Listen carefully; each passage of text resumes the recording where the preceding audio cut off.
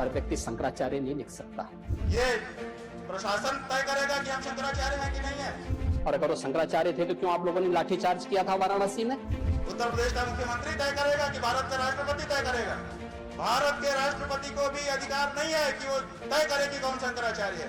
इस तरह की परंपरा को, सनातनी परंपरा को किसी ने नहीं तोड़ा अगर है तो जो नकली योगी हैं, क्योंकि वो सर्टिफिकेट शंकराचार्य जी से मांग रहे थे, तो सर्टिफिकेट वही मांग सकता है जिसके पास अपना खुद का सर्टिफिकेट हो।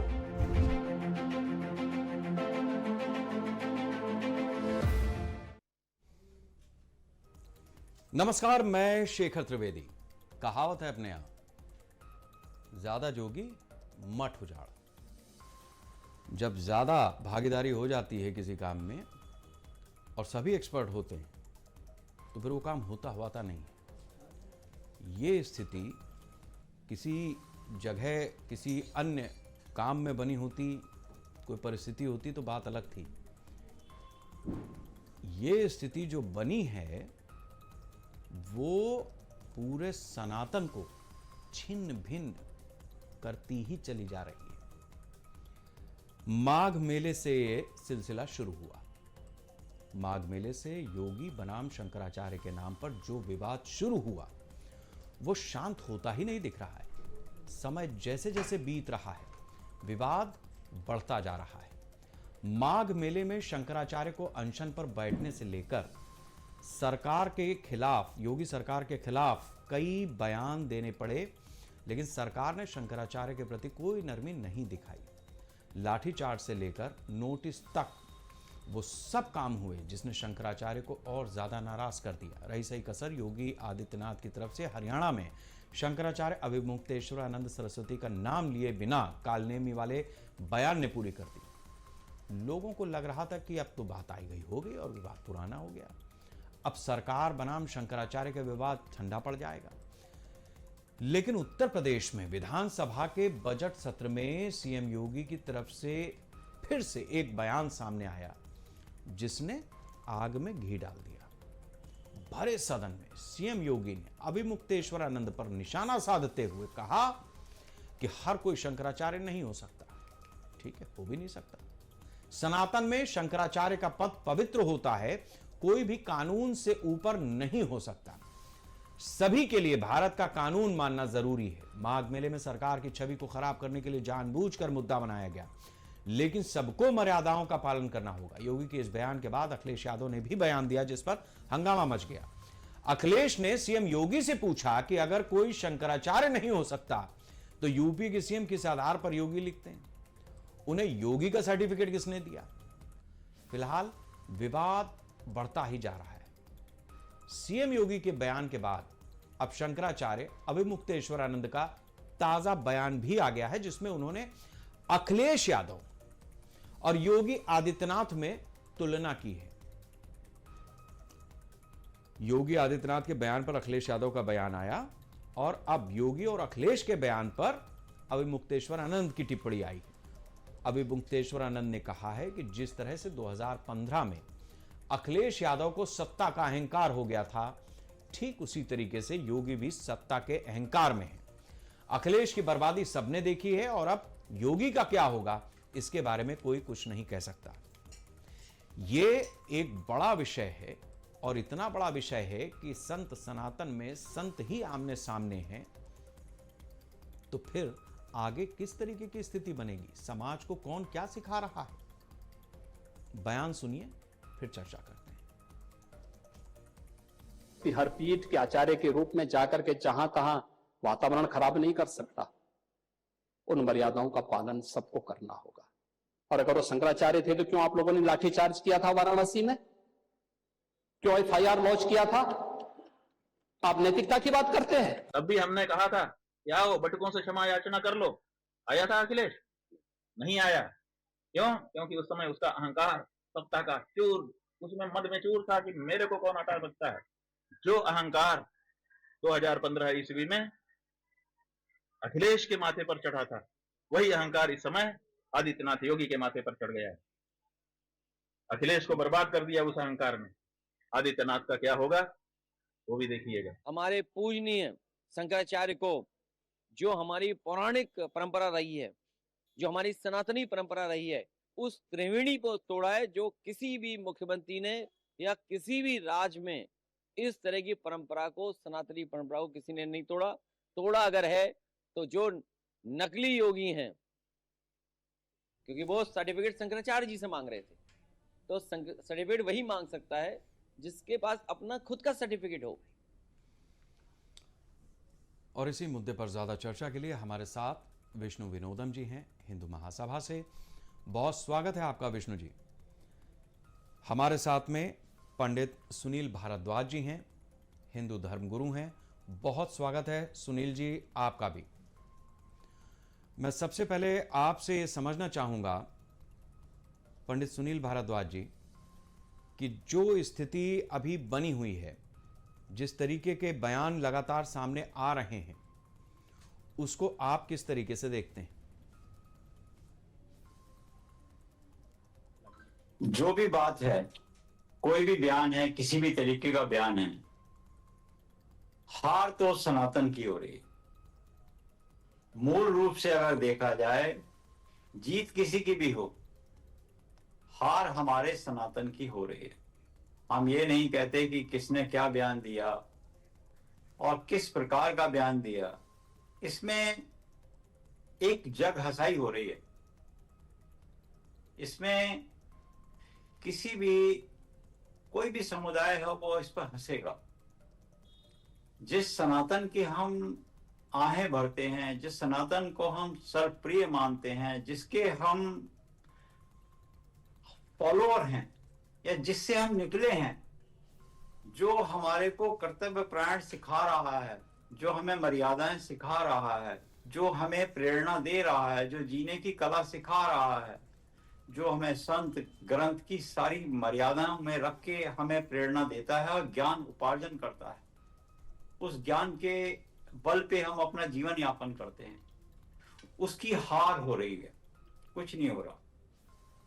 इसलिए हमारा तो हम तो बहुत छोटे व्यक्ति हैं, एक जाति से ब्राह्मण ही हैं। हम यही एक आग्रह कर सकते हैं कि इसमें शांति का दान हो, बस यही एक बहुत बड़ा संकेत है हमें जो मिलता है। और ऐसा होना चाहिए, ना कि क्या और बातें कही जाए। जितनी बात कुरेदी जाएंगी, जितना घी डाला जाएगा, वो अग्नि और प्रज्वलित होगी और उसका अंत तो बहुत ही अच्छा नहीं होगा। वो हमने कहा ना कि हार किसी की भी नहीं हो रही, हार सिर्फ सनातन की हो रही है। आप मुझे बताइए कि क्या सनातन की हार नहीं हो रही? इसमें बात पे बात करना, उस पे और विवाद होना।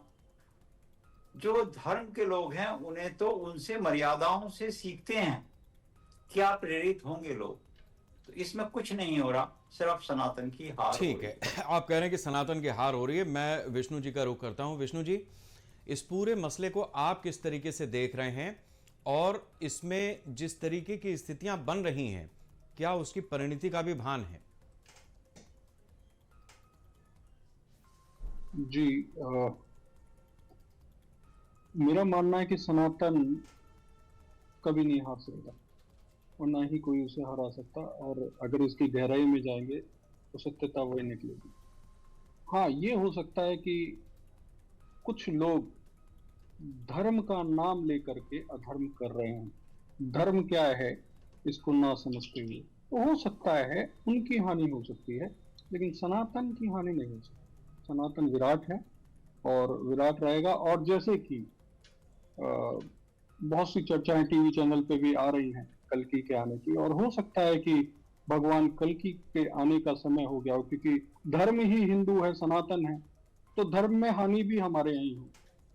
तो जाहिर सी बात है, ये भी हो सकता है कि धर्म की हानि होने का समय आ गया हो और उनका आने का भी समय हो गया हो, और ये चर्चाएं बहुत चल भी रही।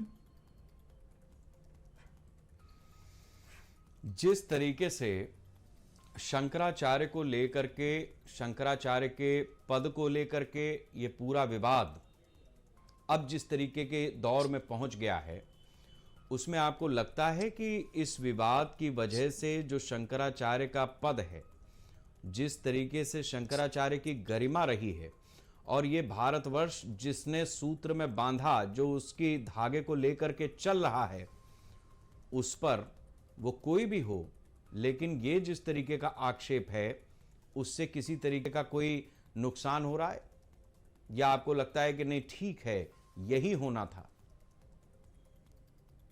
देखिए, ये भारत के कहीं ना कहीं उज्जवल होने का समय आ रहा है, ठीक है। और आप देखेंगे कि 8वीं शताब्दी में शंकराचार्य आए और उसके बाद, उससे पहले भी धर्म था, वो कौन सा धर्म है ये शायद बहुत कम लोग जानते हैं, लेकिन उसके बाद 13 अखाड़ों की स्थापना इन्होंने की और 4 पीठ इन्होंने बनाई। अब ये समझने योग्य बात है कि जिस धर्म को खत्म करके इस धर्म को बनाया गया, तो इसके पीछे क्या कारण रहा और पिछला धर्म कौन सा था। और ये भी हो सकता है कि इस समय इनका समय नजदीक हो, कोई ना कोई पेच है, ऐसा मुझे लगता है समय आ गया है, वो खुलेगा बहुत जल्द, सबके सामने, समाज के सामने ये बातें भी होंगी। ऐसा नहीं, मुझे लगता है समय आ गया है, नजदीक है। नहीं, आपकी बात से कुछ स्पष्ट नहीं हो पा रहा है। मैं ये समझना चाह रहा हूं कि इस पूरे विवाद में जिस तरीके की स्थिति बनी है, शंकराचार्य को हिंदू भगवान कहता है, तो शंकराचार्य की पद पर जो बैठे हैं, अगर उनका अपमान हो रहा एक चीज है। मैं आपको करेक्ट कर दूं, एक चीज मैं करेक्ट कर दूं आपको। हाँ, देखिए, शंकराचार्य को हिंदू भगवान कहता है, लेकिन अगर इतिहास खोल के देखो तो भगवान के 10 अवतार और विष्णु भगवान हैं, यहाँ फर्क है। हो सकता है कि बहुत सी ऐसी चीजें हैं जो सामने खुले, हो सकता है कि बहुत बड़े धोखे में समाज चल रहा हो, और हो सकता है कि बहुत बड़े धोखे में समाज को रखा गया हो। समय आ गया है, कहीं ना कहीं ये सब जो छुपा हुआ है, हो सकता है कि इस समय खुले। ठीक है। पंडित सुनील भारद्वाज जी, विष्णु जी की बात से आप कितना इत्तेफाक रखते हैं? और दूसरा, जिस तरफ ये इशारा कर रहे हैं, मुझे लगता है कि आप भी उस चीज को समझ रहे होंगे, तो क्या वास्तविकता यही है? देखिए, समाज को प्रेरणा कौन दे रहा है? अभी जो वर्तमान समाज चल रहा है, हमारे संत महात्मा दे रहे हैं ना। आज की नई जनरेशन किसको देखकर प्रेरित हो रही है? सबसे बड़ा मुख्य उद्देश्य ये है, वर्तमान में हम जी रहे हैं, पहला हमारा भूत क्या रहा, आने वाला भविष्य क्या होगा, ग्रंथों में सब लिखा है। 4,32,000 का कलयुग, उससे दुगना द्वापर, त्रेता से दुगना दुगना, फिर 1000 वर्ष के बाद कल्प वर्ष। तो समय क्या है? समय वो बदलता आया। अब यहाँ पर इस समय, जिस समय हम प्रेजेंट में हैं, जिसके 5,5200 साल हुए हैं, तो ये जो स्थिति है यहाँ पर, बच्चे क्या है, आज की जनरेशन उसको देख के समझ रही है कि क्या चल रहा है, हमारे संतों ने क्या वाणी बोली। तो कोई भी बोल रहा हो, चाहे वो भागवत होती हो, पुराण होते हो, ग्रंथ होते हो, हमारे को क्या चाहिए कि हम देखिए, ग्रंथ को तो मान रहे हैं मगर ग्रंथ की नहीं मान रहे। शास्त्र को तो मान रहे हैं, शास्त्र की नहीं मान रहे। शास्त्रों में क्या लिखा है, क्या नहीं लिखा, शास्त्रों में तो बहुत कुछ लिखा है, उसको हम फॉलो बच्चे नहीं कर रहे। बच्चे क्यों फॉलो नहीं कर रहे? उसके बहुत सारे यही कारण हैं कि हमने अगर बच्चों को क्या शिक्षा देनी है, आज के प्रेजेंट में हमने आज के दिन की क्या, आज के आनंद की जय हो, हमारे यहाँ तो यही लिखा है ना, विश्व का कल्याण हो। तो आज के आनंद की जय हो। आज का आनंद क्या है? आज का आनंद यह है कि हम खुशमय जीवन जिताएं, निरोगी काया के साथ जिए। हमारे आयुर्वेद में कहा गया, प्रथम सुख निरोगी काया।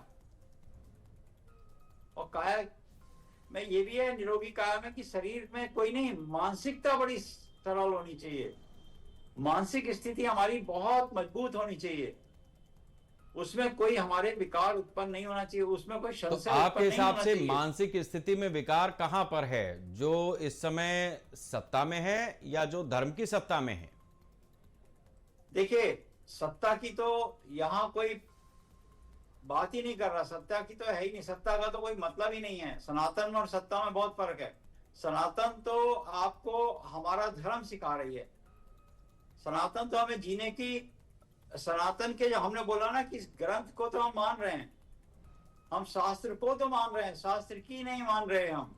और शास्त्र की मानने के लिए, अगर हम शास्त्र की माने तो हमें अपने सतयुग की तरह चलना चाहिए। क्षमा बड़न को चाहिए, क्षमा बड़े को कर देना चाहिए, कभी कभी छोटे का ज्ञान नहीं होता। तो यहाँ पर, यहाँ हम ये नहीं कह रहे किसने कौन बड़ा कौन छोटा, है ही नहीं। यहाँ तो ये है कि आने वाले बच्चे क्या सीखेंगे। हम अपने परिवार का हर कोई मुखिया, वो अपने यहाँ घर में कैसे संभालता है, तो या आप मुखिया हैं, आप हर चीज के मुखिया हैं, जिसमें कोई भी हो, तो उसको इस देश को क्या आगे संदेश क्या देना है। संदेश एक खुशमय जीवन देना है, हंसी खुशी जीवन देना है, ताकि वो बच्चे उसको फॉलो करें। भगवान राम थे, देखो भगवान राम जो थे, प्रातः काल उठ के रघुनाथा शीश झुका, गुरु और माता, वो माता पिता के वो तो भक्त थे, माता के भक्त थे। एक आज्ञा पुरुषोत्तम, मर्यादा पुरुषोत्तम राम थे, 12 कलाओं से आए थे। भगवान कृष्ण 16 कला से आए थे, चंद्रमा में 16 कलाएं हैं। मगर प्रभु राम अजान बाहु थे, प्रभु राम अजान बाहु थे। अजान यानी कि उनके, अजान बाहु उसको बोलते हैं जिसके हाथ जो है लंबे हो, घुटने तक आते हो, भगवान राम के। इसलिए रावण कहता था कि उसके, उनके तीर जो है जब चढ़ते हैं तो वो हमें पता नहीं कब छूट जाते हैं। हम बहुतों से लड़े, अजान बाहु हाथ बड़े बड़े थे भगवान राम के, उसके बावजूद भी वो मर्यादाओं में थे, क्या कि वो प्रेरणा दे गए आज भी भगवान प्रभु राम को, क्योंकि वो पूर्ण ब्रह्म के 2 अवतार हुए हमारे, भगवान राम और भगवान कृष्ण। तो हमें उनसे शिक्षा लेनी चाहिए। नहीं, वो सब तो ठीक है। भगवान, अभी मसला ये है सुनील जी, मैं एक लाइन में समझना चाहूंगा कि अभी जो हमारे यहाँ की व्यवस्था है उसमें जिस तरीके से मुख्यमंत्री और शंकराचार्य के बीच का ये जो विवाद है, बीच में अखिलेश भी कूदे हैं, तो एक मुख्यमंत्री है, एक शंकराचार्य है। यहां जिस तरीके का वाद विवाद चल रहा है, कौन कितना सही है कौन तय करेगा? यही तो शास्त्र करेंगे तय। ये तो देखिए शास्त्र, तो शास्त्र क्या कह रहे हैं? शास्त्र तो ये कहते हैं, शास्त्र की बातें अलग हैं, शास्त्र की बातें अलग है। हमने कहा ना, शास्त्र को तो मान रहे हैं हम। शास्त्र में तो जैसे हमने बताया प्रभु राम का उदाहरण, इससे बड़ा कोई उदाहरण ही नहीं। ठीक है, मैं आता हूं बाबा आपके पास। मैं अब विष्णु जी आपसे यही सवाल रखना चाहूंगा कि भाई जिस तरीके की स्थिति बनी है, एक मुख्यमंत्री हैं, वो योगी भी हैं, दूसरी तरफ शंकराचार्य हैं, तो ऐसी स्थिति में कौन सही कितना सही ये कैसे तय होगा?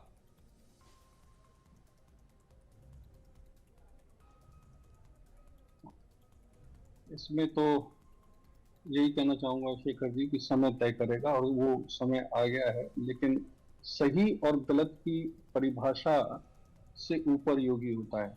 और जैसे कि शंकराचार्य की भाषा से भी कई बार समझ में आया कि इनको मुख्यमंत्री पद छोड़ देना चाहिए, या मुख्यमंत्री पद पे रहें और या ये गद्दी छोड़ दें। योगी ही राज का अधिकारी होता है इस धरती पे, सन्यासी नहीं होता। पहली चीज, वो योगी हैं, ठीक है, इसीलिए कृष्ण को योगी राज कहा गया। तो थोड़ा सा इनको अपने आप को करेक्ट करना पड़ेगा कि ये कहाँ कहाँ गलत चल रहे हैं। योगी जी या इनका विवाद जो भी चल रहा है, दोनों प्रबुद्ध हैं, लेकिन वही कि समय आ गया है, कुछ बड़ा होने जा रहा है। मुझे ऐसा लगता है तीसरा विश्व युद्ध धर्म के नाम पे लड़ा जाएगा, और वो भारत से ही शुरू होगा, और वो शुरू हो चुका है। और ये थोड़ी थोड़ी भाषा में चल रहा है, अब ये धीरे धीरे बढ़ जाएगा, ऐसा मुझे प्रतीत होता है।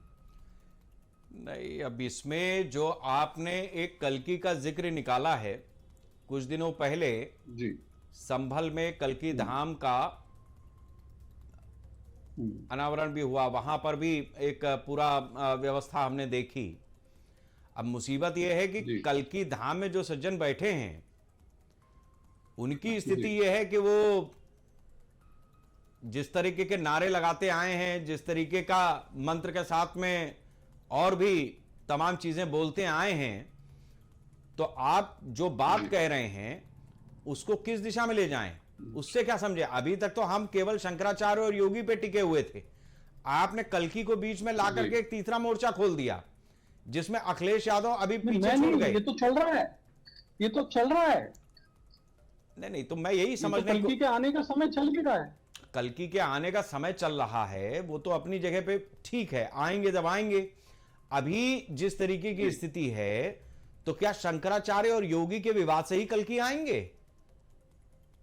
तो जाहिर सी बात है, धर्म की हानि होगी तभी तो भगवान आएंगे, वरना क्यों नहीं रुक रहा ये विवाद?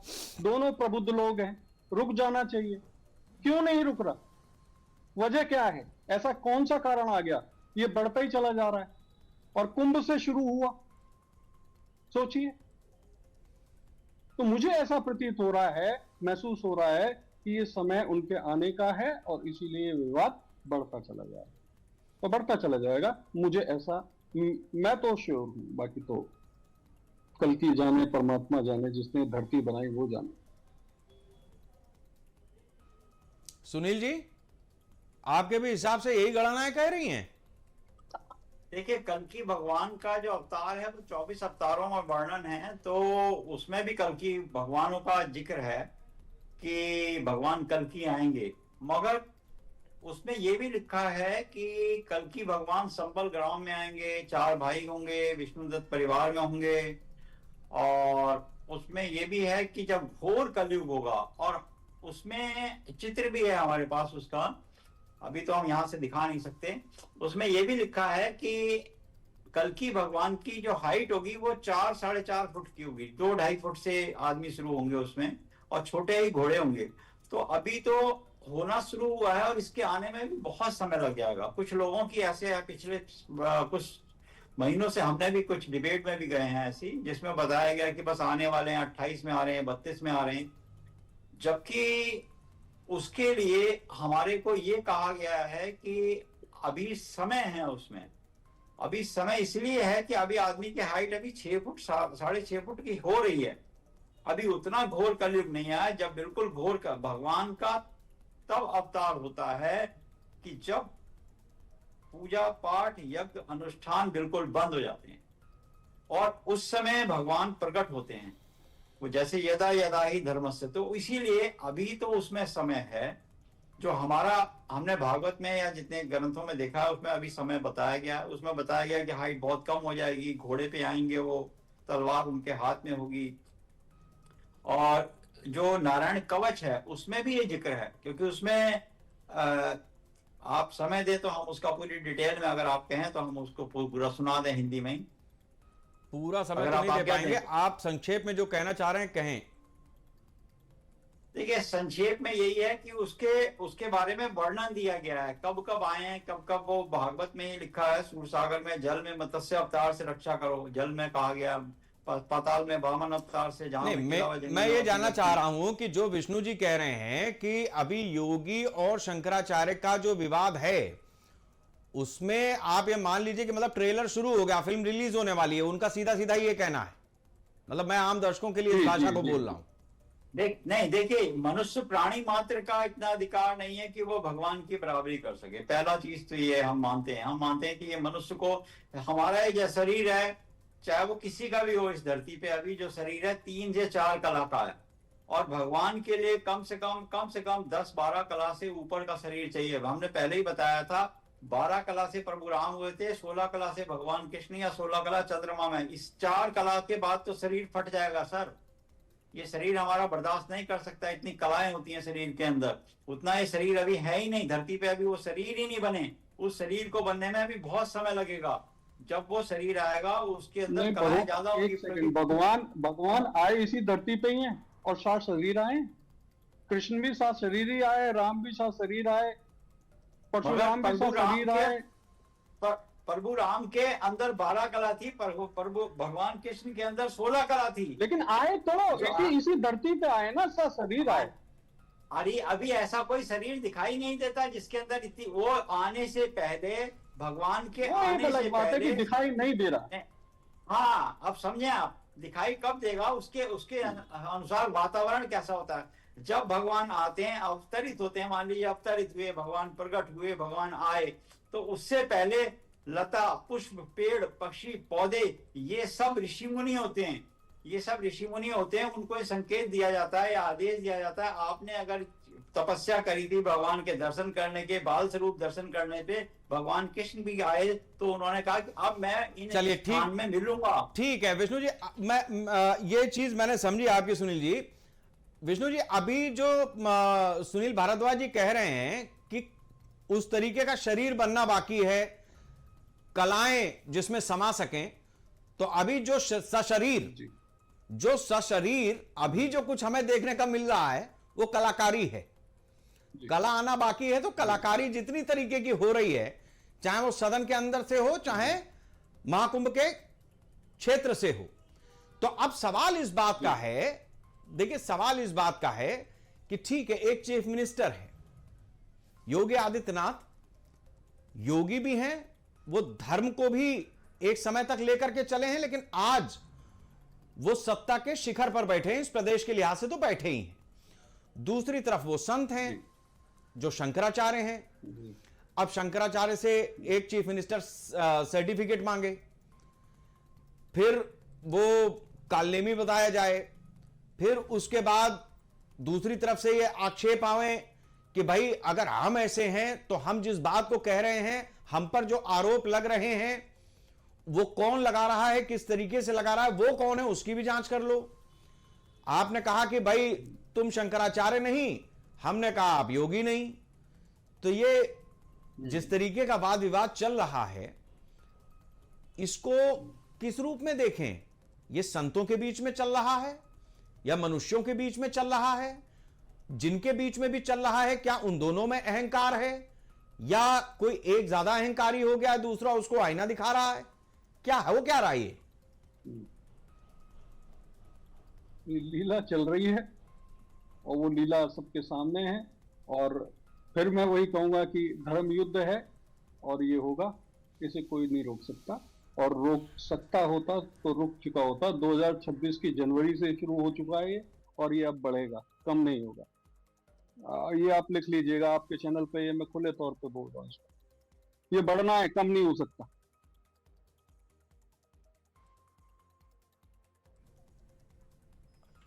हमारे साथ इस समय योगीराज जी जुड़े हुए हैं, अविमुक्तेश्वरानंद जी के प्रभारी हैं। योगीराज जी, जिस तरीके की स्थिति बनी हुई है, यहां हम चर्चा कर रहे हैं, उसमें कहा जा रहा है कि कल्कि के अवतार के होने से पहले इस तरीके का धर्मयुद्ध छिड़ना लाजमी है।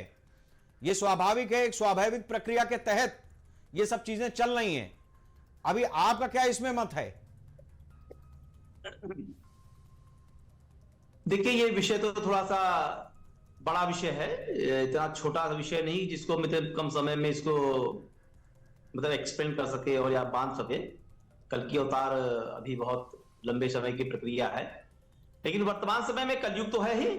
कलयुग के जो लक्षण हैं वो दिख ही रहे हैं कि राज सत्ता धर्म सत्ता पर हावी होना चाह रही है, जो कि सनातन के दृष्टिकोण से बिल्कुल उचित नहीं है, अनुचित है जो है। अब आप कल्पना करिए कि राज सत्ता का इतना मद, इतना अहंकार, बटुकों की चोटी पकड़ के खींचा गया जो है। ये राज सत्ता का अहंकार है, ये मद है, और ये ठीक नहीं है। संतों के ऊपर लाठीचार्ज किया जा रहा है, संतों को मारा पीटा जा रहा है। कहने को ये सनातनी सरकार है। कैसे ये सनातनी सरकार है, जिस सनातनी सरकार में काशी में 150 मंदिर तोड़े गए? इतने मंदिर तो औरंगजेब के जमाने में भी नहीं तोड़े गए जितने मंदिर काशी बनारस में तोड़े गए जो है। तो ये हालात है जो है। मतलब आप अब मणिकर्णिका घाट देखिए, मणिकर्णिका घाट पर जब दृश्य आता है अहिल्याबाई का, तो झूठ बोलते हैं, कहते हैं एआई जनरेटेड है, एआई से बनाया गया है। ये पोल खुल गई ना, पता चल गया कि वो एआई जनरेटेड नहीं था। तो कहने का मतलब ये वर्तमान सरकार जो है वो मंदिरों को तोड़ने वाली और मंदिरों की मर्यादा को नष्ट करने वाली सरकार है। अब शंकराचार्य पर आक्षेप करते हैं उनसे प्रमाण पत्र मांगते हैं। इनके नेता तो प्रमाण पत्र दे नहीं पा रहे हैं और शंकराचार्य जी से प्रमाण पत्र मांग रहे हैं। क्या हालात है इस देश की। तो ठीक है, कलयुग है, तो कलयुग में कली का प्रभाव दिख रहा है और आने जैसा कली का प्रभाव होना चाहिए। अभी तो शुरुआत है, ये कलयुग तो बहुत लंबा है। शुरुआत के ये लक्षण है, तो जब कलयुग अपने चरम पर आएगा तो समझिए क्या स्थिति होगी जो है। तो ठीक है, आचार्य जी ने कहा है कि कलयुग का शुरुआत है, कल की अवतार का समय है, तो कल की अवतार तो होना ही है। शुरुआत चल रही है और उसके लक्षण भी दिख रहे हैं। ये मेरा कहना है इस विषय पर जो है। ठीक है, आप हमारे साथ जुड़े रहिए, हम वापस आते हैं आपके पास। विष्णु विनोदन जी से इस पे टिप्पणी ले लेते हैं। विष्णु जी, आपकी कोई टिप्पणी इस पे?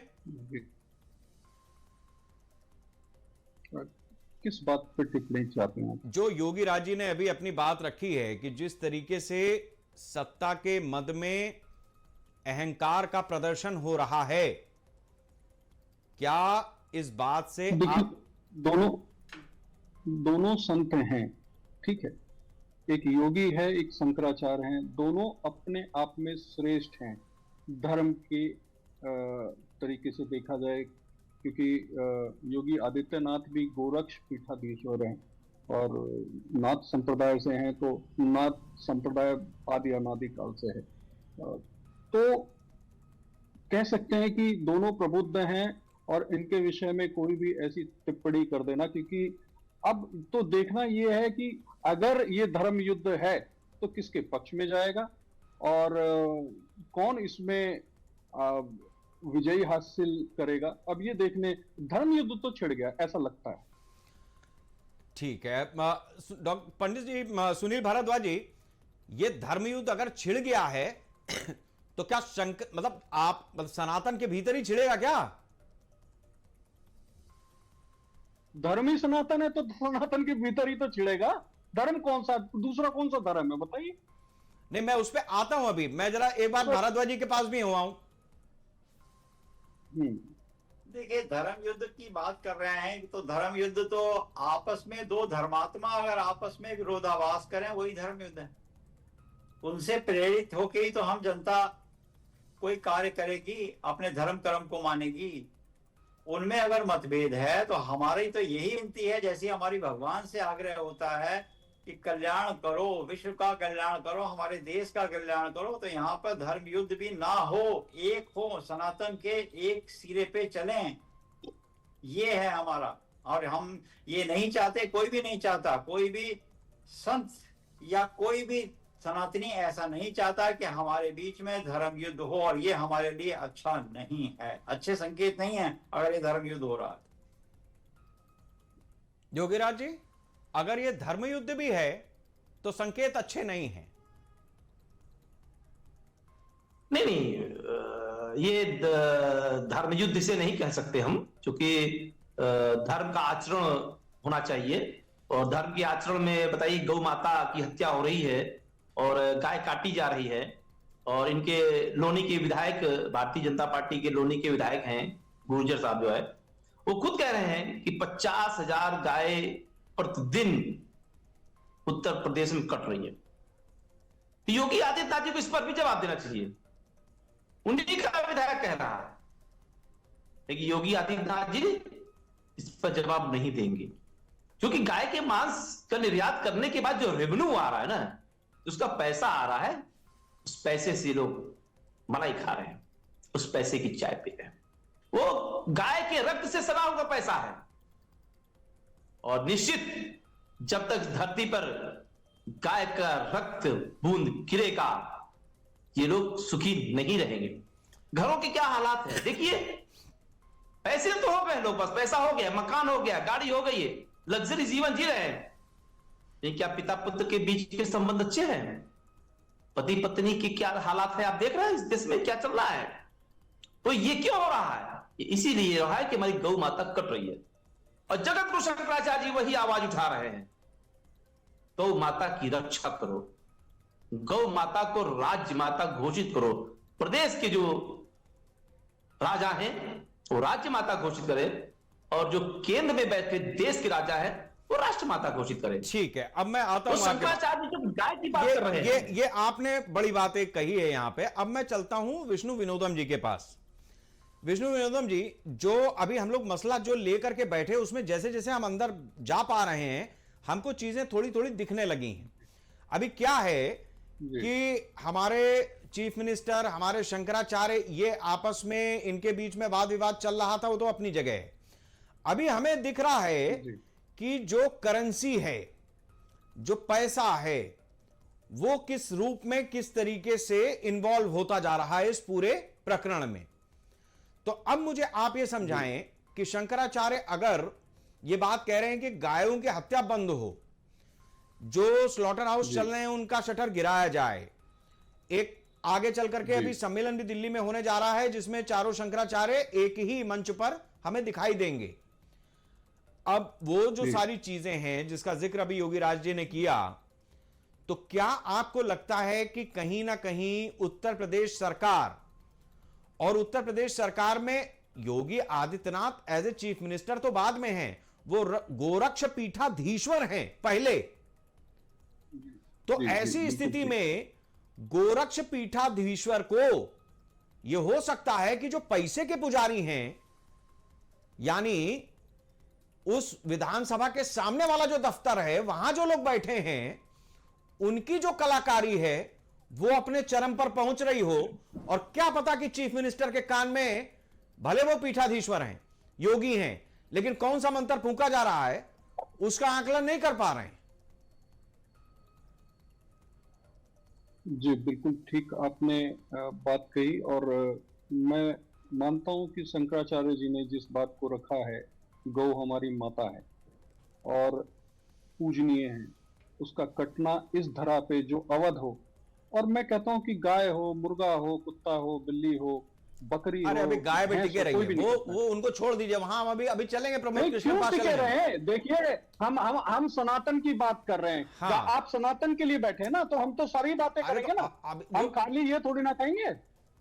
नहीं, हम अभी गोरक्ष, अभी चूंकि गाय वाले मसले पे शंकराचार्य जी और योगी जी का विवाद चल रहा, तो हम अपना वही झगड़ा कहने उलझा वाली लें। बात है, जिस मुर्गा तरह बत्तख पे- बकरी बाद में देख जिस लेंगे। तरह पर- जी जिस तरह पर गाय कट रही है और सनातन की सरकार है, और मैं तो कहूंगा कि ये सबसे बड़ा दुखद मैसेज जा रहा है हम सब लोगों के लिए कि सनातन की सरकार होने के बावजूद यहाँ शेल्टर्स चल रहे हैं, कट्टी खाने चल रहे हैं, गाय काटी जा रही है। ये बात तो कहीं ना कहीं योगी जी को और भारतीय जनता पार्टी को समझनी चाहिए और इस पर तुरंत एक्शन लेना चाहिए। ठीक बात है। अब मैं सुनील भारद्वाज जी के पास जाऊं, लेकिन उससे पहले मैं एक बात, एक प्रसंग याद दिला देता हूं। चूंकि आपने मुर्गे वाला प्रकरण निकाल दिया है, हमारे दर्शकों को पता नहीं अब याद होगा भी या नहीं, लेकिन 2017 में जब उत्तर प्रदेश में मुख्यमंत्री बने योगी आदित्यनाथ, तो उसके बाद 15 दिन तक पूरे प्रदेश की स्थिति ये थी कि अधिकारी उतर उतर के, मतलब ये चिकवे होते हैं, ये बाहर निकल करके मुर्गा और ये वो सब लगाए रहते हैं, ऐसे पूरा जो बकरा बकरी ये सब कटता है उसको लटकाए रहते हैं।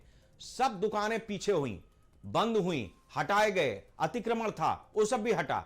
मतलब 15 अधिकारियों के बयान आए, वही ब्यूरोक्रेसी, उसके बयान आए। बताए कितना गंदा रहता है, कितना गंदा वो लोग पूरा छीछा लेदर मचा के रखते हैं, ये बयान है अधिकारियों के। 15 दिन तक लगा कि जो स्थिति बन रही है उसमें रामराज आ रहा है। अब आता उससे पहले यहां दूसरा विवाद खड़ा हो गया। अब ये जो गाय कटने वाला सिलसिला है सुनील भारद्वाज जी, ये देखिए अब स्पेसिफिक होता जा रहा है। कहां से हमने शुरू किया था, अब हमें समझ में आ रहा है कि इसमें पैसे का इन्वॉल्वमेंट है। योगी जी को ना पैसा चाहिए, ना अभी मुक्तेश्वरानंद जी को पैसा चाहिए। ये एक संत एक योगी, लेकिन कुछ लोगों को रिजर्व बैंक के पैड पर गांधी, उनकी चमक तभी बढ़ती है, वो गांधी को केवल रिजर्व बैंक के पैड पे समझते हैं। देखिए, मुझे 2 मिनट का समय दीजिएगा। पूरा है, क्योंकि मैं एक वैद्य भी हूं, नाड़ी वैद्य भी हूं, उस हिसाब से भी आपको समझाता हूं गौ के बारे में। अंधकार रूपी कमरे में से अंधकार को बाहर नहीं निकालना, मात्र एक प्रकाश के किरण को अंदर ले आइए, अंधकार स्वतः बाहर चला जाएगा। इस सूत्र को याद कर लीजिए।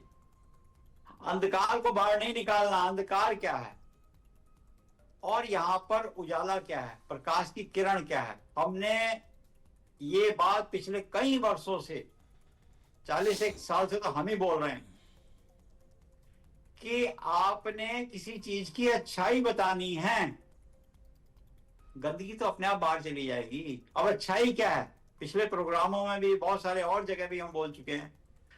आप जब तक ये नहीं समझाएंगे, हमारे धरती पर एक ही जीव ऐसा है जिसको हम माता मानते हैं, गौ माता इसलिए मानते हैं कि उसको सबसे ज्यादा सेंस होते हैं। पंचगव्य इसलिए पवित्र माना गया है, हमारे यहाँ वो अमृत तुल्य है। आयुर्वेद में किसी भी बीमारी, साध्य असाध्य रोग से लड़ने के लिए पंचगव्य का अगर वैद्य सही रूप से इस्तेमाल करता है, उसके अंदर बहुत सारी औषधियों का निर्माण करता है, तो असाध्य रोगों का भी निवारण करने में वो सहायक होती हैं। इस बारे में क्यों नहीं बताया गया? हमारे भारतवर्ष में तो यूं तो 5 पेड़ भी बहुत प्रमुख हैं। हैरत है इस बात की कि इस देश का व्यक्ति बीमार पड़ता क्यों है। हैरत है इस बात की, जहां पर आंवला खूब होता है, जहां पर नीम खूब होता है, जहां पीपल खूब होता है, जहां तुलसी खूब होती है, विवाद भी खूब होते हैं साहब। और बात तो सुनिए, सबसे हमने कहा बाकी सब बातें, धन बहुत बात की चीज है। धन तो लेके लोग अस्पतालों में पहुंच रहे होते हैं। प्रथम सुख निरोगी काया। आप वैद्य क्यों नहीं रहे देश में? वैद्य होते तो वो समझाते। अरे नहीं, वो तो ठीक है। अब मेरा मर्ज समझिए आप। मैं देखिए, सुनिए अरे मर्ज आप मैंने कहा 2 मिनट दीजिए, 2 मिनट आपके मर्ज पे ही आ रहे हैं। सुनील जी, आप नाड़ी वो पकड़िए, एक हाथ में शंकराचार्य जी की और दूसरे हाथ में योगी जी की, और उस पर बता दीजिए हमें। सर बात को वहीं से समझिए, जैसे आपने गौ की बात करी है, तो आपने ये समझना होगा कि अच्छाई किसमें है। गौ में कितनी अच्छाइयां हैं वो तो हम बयान ही नहीं कर सकते आपको। वो हमने बता दिया, लोग की निरोगी काया का आपको स्वामी बना सकती है, तो वो गौ की चीजें हैं सारी। पंचगव्य इसलिए नाभि के पीछे का उसका पवित्र अब्सॉर्ब करती है, नेगेटिविटी अब्सॉर्ब करती है, प्योरिटी डिस्चार्ज करती है। इसीलिए हमें उससे प्रेरित होके अपने अंदर वो सद्गुण प्रविष्ट करने चाहिए। और हम कहते हैं जो गाय की सेवा करता है वो किसी भी बड़े पद पे है, या वो गाय का दूध का सेवन तो योगी जी काहे नहीं समझ रहे हैं इस बात को? मैं यही तो समझना चाह रहा हूं आपसे भी और विष्णु जी से भी। सर अगर आप ये बात समझें, तो हमने कहा ना कि हमारे को प्रेरित करती है इस बात के लिए, सद्गुणों के लिए प्रेरित करती है। गुण प्रविष्ट होते हैं और वो गुण सबसे ज्यादा प्रविष्ट करा सकते हैं। अरे तो भाई, तो मैं पूछ रहा हूं कि भाई यही बात तो शंकराचार्य जी कह रहे हैं, गाय की भाषा ना समझ में आवे तो शंकराचार्य जी की तो आ सकती है।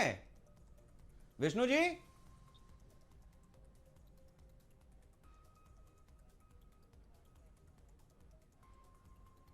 मेरी आवाज मिल रही विष्णु जी आपको? बिल्कुल ठीक बात है। हाँ, बिल्कुल मिल रही है। बिल्कुल इस चीज पर तो कहीं ना कहीं शंकराचार्य बड़े मजबूत दिखाई देते हैं, क्योंकि गाय का जो पक्ष लेकर के चल रहे हैं, ये बिल्कुल धर्म को साधने की बात कही गई है। और वृषभ मतलब जो सांड कह सकते हैं, वो धर्म है, हमारा धर्म का प्रतीक है। ठीक है, उस पे अब बताइए। ठीक है, एक सेकंड, अब मैं आता हूं। ठीक है, मैंने आप, ठीक है, मैंने आप दोनों लोगों से, योगी राज जी, अब मैं आपसे वो दौर समझना चाहूंगा। हमारे दर्शक भी बहुत सारे हैं ऐसे। देखिए, एक बार गौरक्षा को लेकर के संसद के सामने हमारे संत महात्मा गए थे, करपात्री जी महाराज, और वहां पर जो स्थितियां बनी थी, वो जितनी विभत्स थी, और उसके बाद जो कुछ हुआ वो किसी से छिपा नहीं है इस देश में। अब गाय का नाम सुन करके कई सत्ताधीश ऐसे हैं, फिर चाहे वो कोई भी हो, सनातनी सरकार हो, XYZ किसी की भी हो, जैसे गौरक्षा की बात आती है उस जगह पर बड़े बड़ों की चूल्हे हिलने लगती हैं। अभी शंकराचार्य जी के मंतव्य से हम क्या माने कि वो सरकार जिस तरीके से देख पा रहे हैं, या जो सरकार है वो तमाम चीजें भले अच्छी कर रही हो, लेकिन गौरक्षा के मामले पे इस जगह पर आकर के उसको बैकफुट पे जाना पड़ेगा। और केवल शंकराचार्य ही नहीं, शंकराचार्य जी तो गायों की वजह से सरकार को बैकफुट पे ले जाएंगे, लेकिन चलती हुई सरकार बैकफुट पर चली जाए, इसमें कई अपनी राजनीति भी देख रहे हैं। तो अब मैं धर्म और राजनीति दोनों का संतुलन भी चाहता हूं कि योगीराज जी आप बताएं। देखिए, हमारे मूल में है गाय। मंगल पांडे का आंदोलन क्यों हुआ था?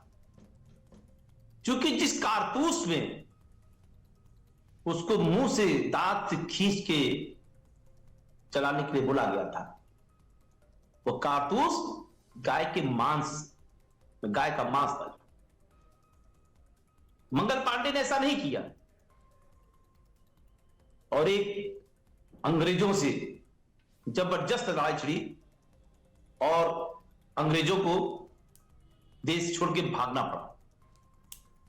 तो मैं बता देना चाहता हूं कि आने वाले समय में गाय की ही सरकार होगी, गाय की ही बात होगी, क्योंकि गाय हमारे मूल में है, हमारे रक्त में है। विप्रधेनु सुर संत हित लीन मनुज अवतार। ये देवताओं के अवतार किसके लिए हुए थे? गौ माता के लिए। वही साक्षात शिव स्वरूप भगवान शंकर धरती पर गौ माता की रक्षा के लिए आगे बढ़ चुके, अवतरित हो चुके हैं। और गाय की बात तो करनी ही होगी। दावे के साथ कहता हूं, देखिए ना, एक दल जो मुसलमानों का वोट बैंक साधने में हमेशा लगा रहता था, वो दल शंकराचार्य के सुर में सुर मिला रहा है। गाय की बात वो भी करने लगा है। गाय की बात तो करनी ही होगी, और अगर गाय की बात नहीं करेंगे, गाय का काम नहीं करेंगे, इनको गौ माता का श्राप लगेगा, समाप्त हो जाएंगे। ये गाय से ही आए थे। मुझे नरेंद्र मोदी का वो स्टेटमेंट याद है, ये गुलाबी क्रांति, ये पिंक रेवोल्यूशन देख कर किसी का कलेजा फटता है कि नहीं फटता, लेकिन मेरा तो फटता है। ये स्टेटमेंट था नरेंद्र मोदी का। जो स्टेटमेंट नरेंद्र मोदी ने दिया था तो हम सब लोगों को लगा ये व्यक्ति है जो गाय की रक्षा करेगा। लेकिन आते ही नरेंद्र मोदी ने सबसे पहला काम जो किया था ना, वो स्लाइटर हाउस पे सब्सिडी का, आप उठा के देख लीजिएगा, फाइल पे पहला हस्ताक्षर नरेंद्र मोदी ने स्लाइटर हाउस को सब्सिडी दी थी, पहला।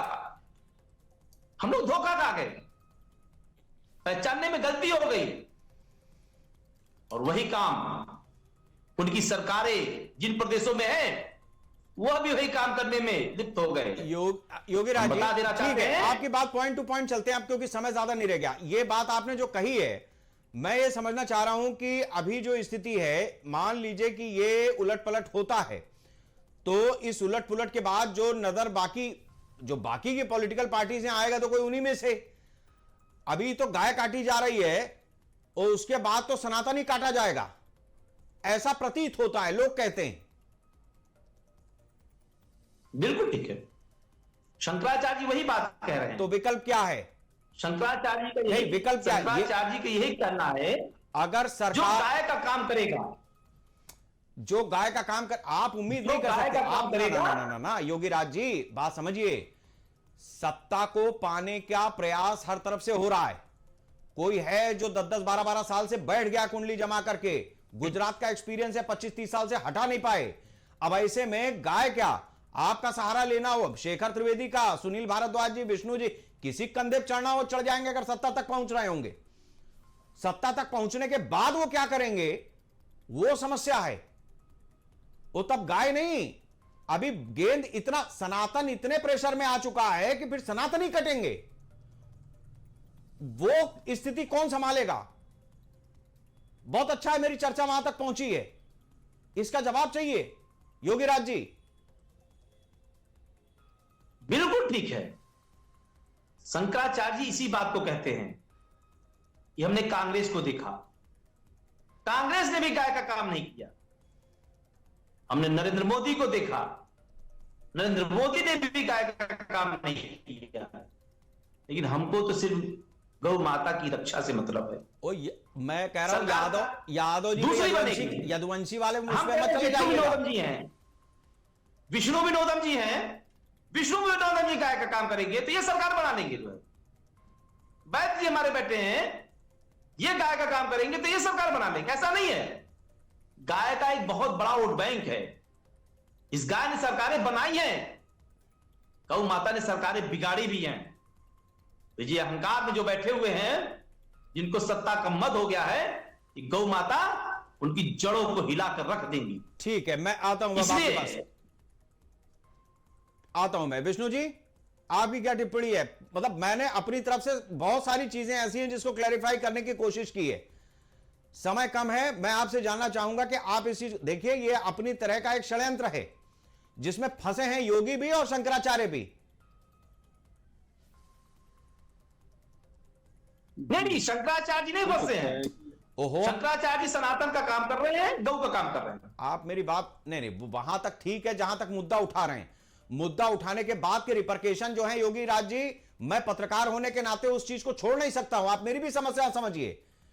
आज सुधारने के लिए हम पास का फायदा देखने के लिए हम दूर का नुकसान ना देखें, ये नहीं हो पाएगा ना। उसी लिए मैं विष्णु जी के पास जा रहा हूं, फिर जाऊंगा सुनील जी के पास। विष्णु जी जल्दी जवाब दीजिए। ये बात ठीक है कि गौ हत्या रुकनी चाहिए, बहुत पहले रुक जानी चाहिए थी, लेकिन अब गौ हत्या के आड़ में जो आगे आ रहे हैं वो अपने आप में क्या है, वो भी किसी से छिपा नहीं है। तो ये खतरनाक स्थिति है, ये षड्यंत्र है अपनी तरह से। मुद्दा भले कोई भी, मुद्दा तो आज का नहीं है, कब से है ये।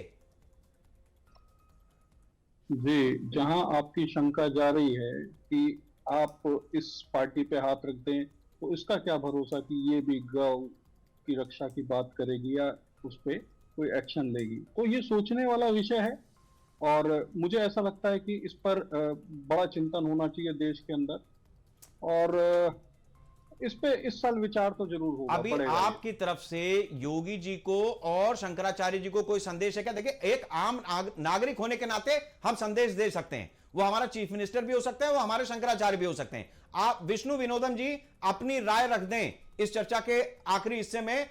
आपकी राय में दोनों लोगों को क्या क्या करना चाहिए? मेरी राय में योगी जी को गाय की इस बात पे सहमति देनी चाहिए। विवाद वहीं खत्म हो जाएगा और आप फिर से कहीं ना कहीं सरकार उत्तर प्रदेश में बना पाएंगे। ठीक है, विवाद खत्म हो जाएगा। ठीक है, सुनील जी आपकी टिप्पणी। देखिए, हमारा तो पहले से ही कहना यह है कि गाय के बारे में समझाया जाए। गाय का बीफ क्यों नहीं खाया जाता, क्यों उससे कैंसर होता है, क्यों? जब तक आप बताओगे नहीं, जैसे वहां मत जाइए। शंकराचार्य जी और योगी जी को संदेश जारी कीजिए फटाक से। देखिए, यहाँ पर दोनों को मिलकर चलना होगा। यहाँ पर दोनों के एक दूसरे की बात को सहमत होना पड़ेगा, तब जाके कुछ निर्णय निकलेगा। नहीं तो वाद विवाद की स्थिति और उत्पन्न होने के संकेत बनेंगे। ठीक है योगी राज जी, मेरा आखिरी सवाल आपसे बड़ा स्पेसिफिक है कि शंकराचार्य जी संत हैं, महात्मा हैं, भगवान शंकर का अवतार माने गए हैं हमारे पूरे दर्शन में। योगी आदित्यनाथ हैं, वो योगी गोरक्ष पीठाधीश्वर हैं।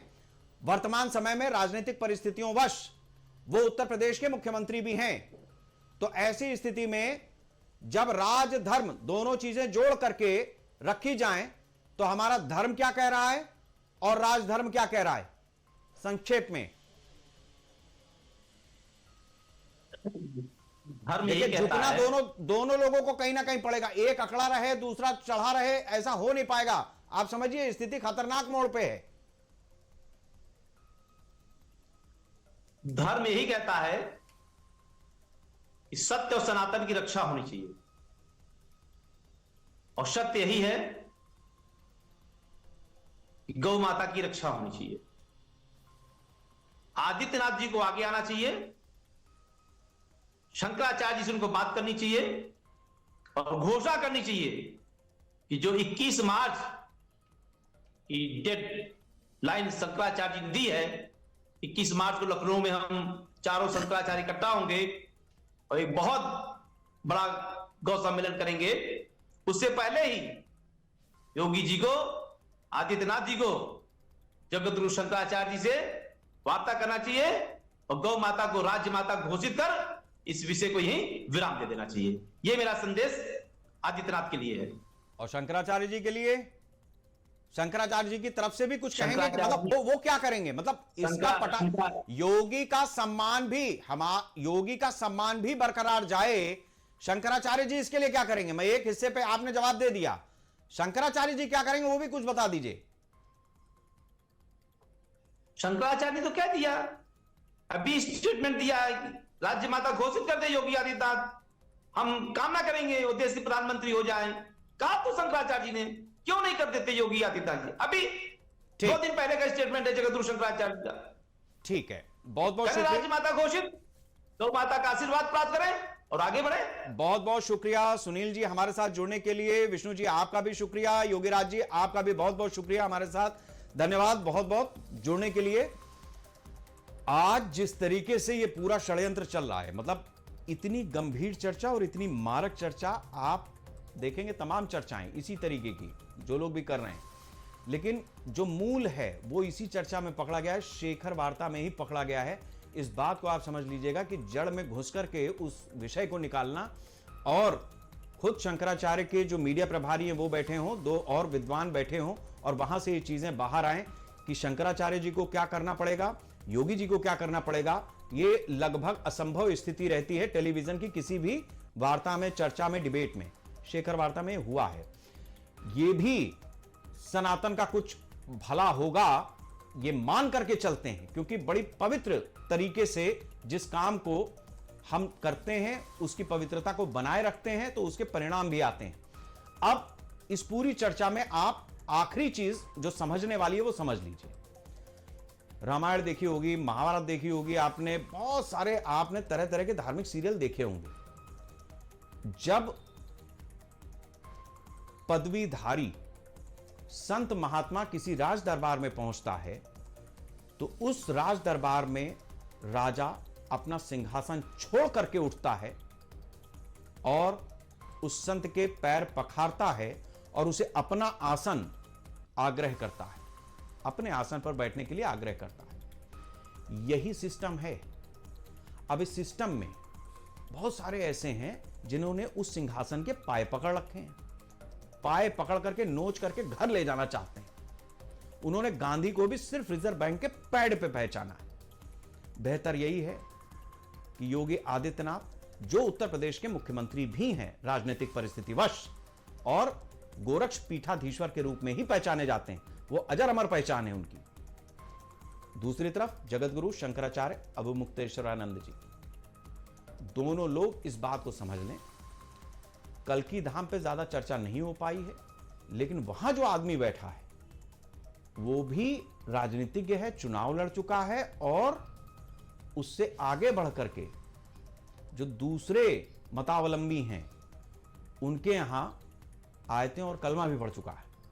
तो ऐसी स्थिति में ये पूरे षड्यंत्र को समझिए और ये ध्यान रखिए कि संदेश इसी वार्ता से निकला है, योगी के लिए भी और शंकराचार्य के लिए भी। नमस्कार।